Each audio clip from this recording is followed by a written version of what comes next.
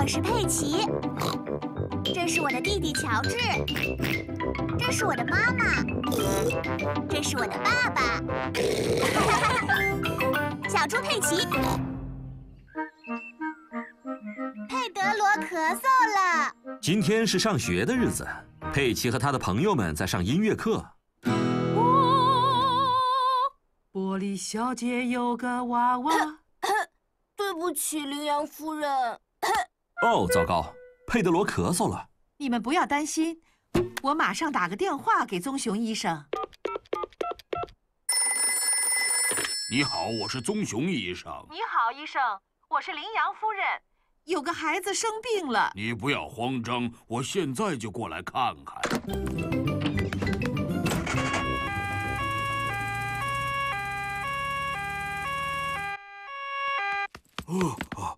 你们是哪个人生病了？我一直在咳嗽。我知道了，是没痰的那种咳嗽，还是有痰的那种？我不知道，但是它是这样的。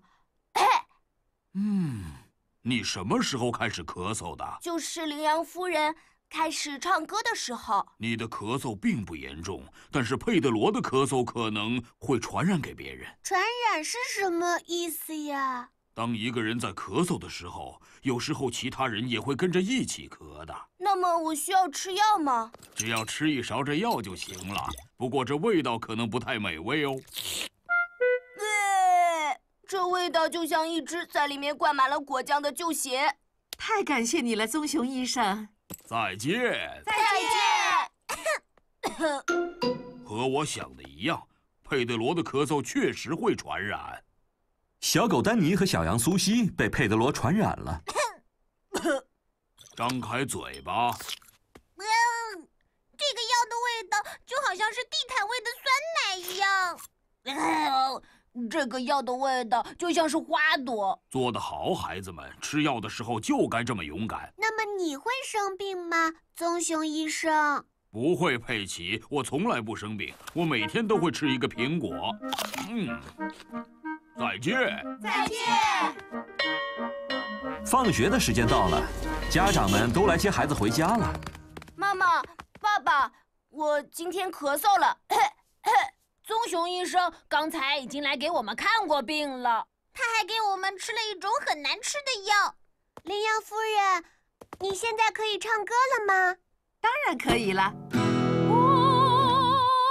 玻璃小姐有个娃娃，她去。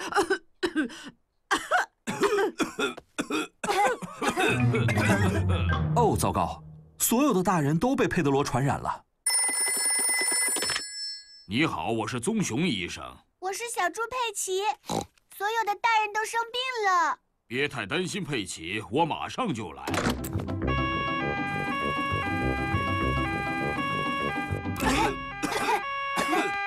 你们大家好啊，都被佩德罗的咳嗽传染了。没事的，都排好队，然后张开嘴巴。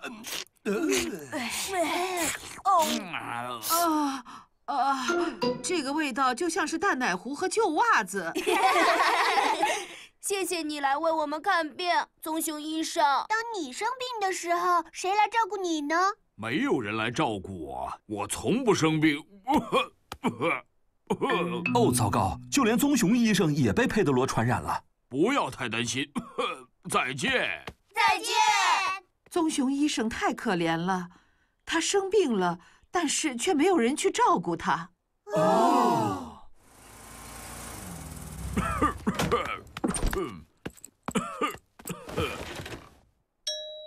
谁来找我了？你好，我们过来照顾你啦。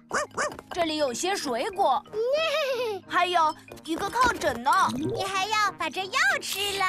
哦，味道就像是果酱酸奶味道的淡奶糊袜子。我们还要为你唱首歌，这样能让你感觉好一些。Let's